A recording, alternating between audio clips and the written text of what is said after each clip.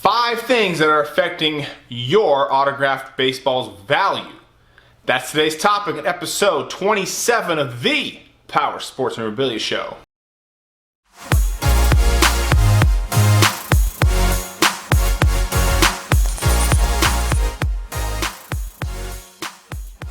Alright, thank you again for joining me. I am your host, Matt Powers of the Power Sports Memorabilia Show.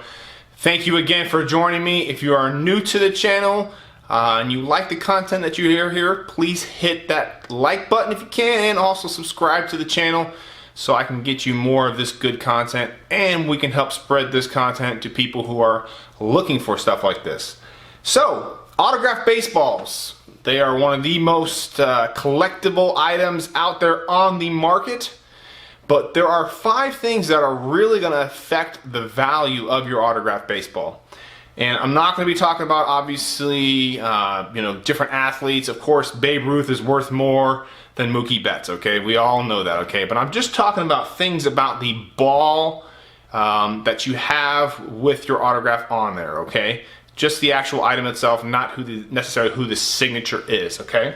So, let's get directly into this. We got 5 things that are going to affect that value. And first one is the type of ball that you have.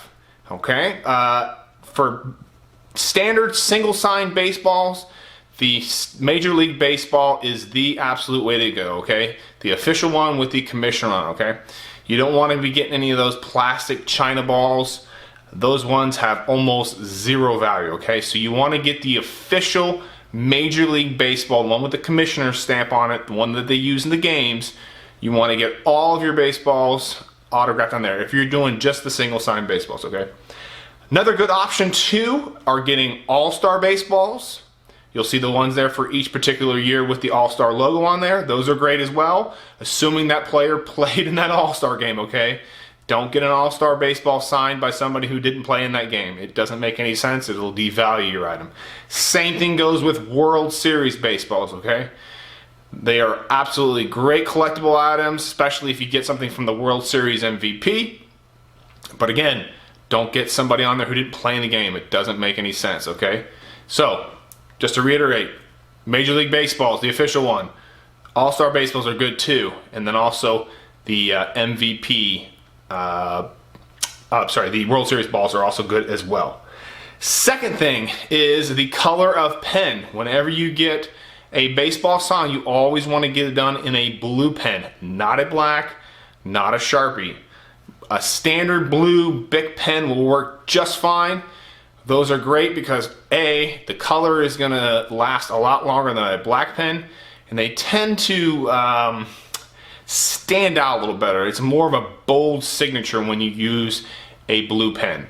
Black would be the second option to go with, followed by the third option, which would be Sharpie, okay? You almost never want to get anything baseball related on a ball signed in Sharpie. Now, hey, listen, if you're at the game and Mike Trout's coming down the line and you've got a ball and all you've got is a Sharpie, or that's all he's signing with, hey, take what you can get. But if you have a choice, always go with the blue ballpoint pen. And I actually wrote a huge article on this on the website at powersportsmemorabilia.com. I actually go through all the different types of pen options that you have for not just autographed baseballs, but jerseys and boxing gloves and basketballs. So I'll see if I can put a link somewhere here within the video so you guys can go check that out as well.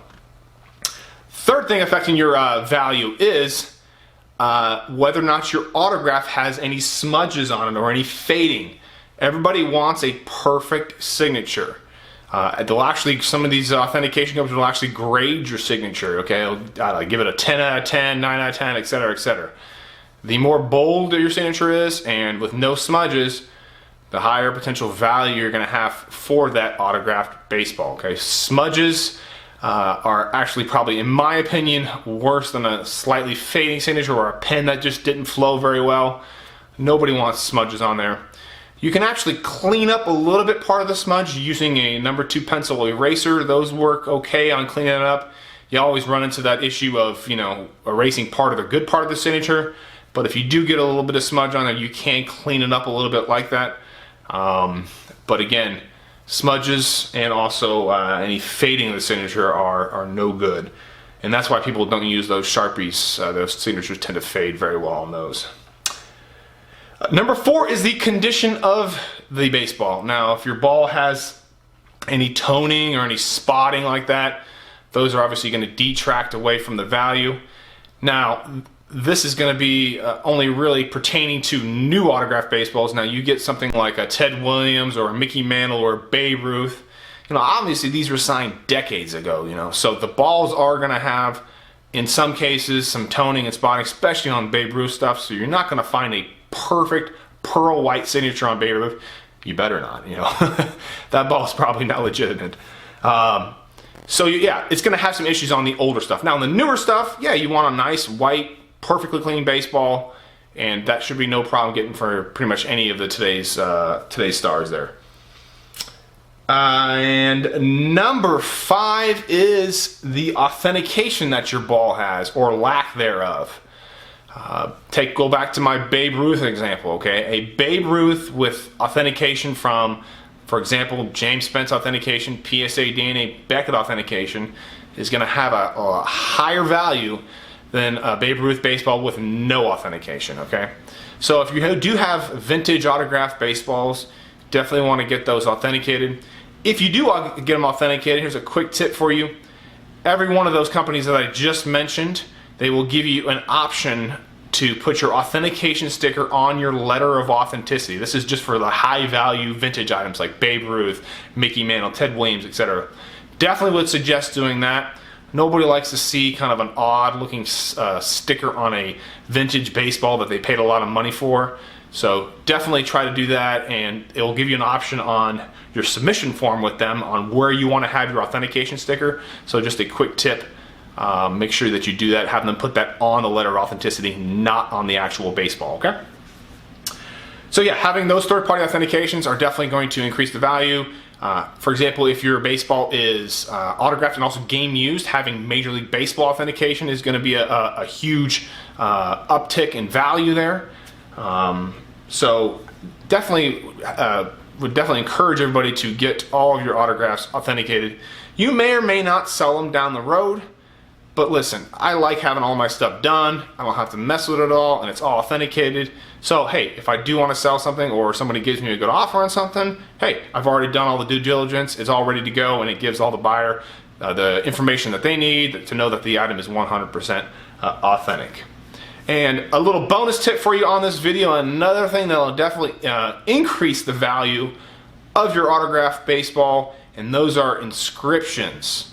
Especially if you're getting something from a World Series MVP on a World Series baseball, or if you get something with a Rookie of the Year inscription or an MVP inscription, those definitely increase the value of your autographed baseball.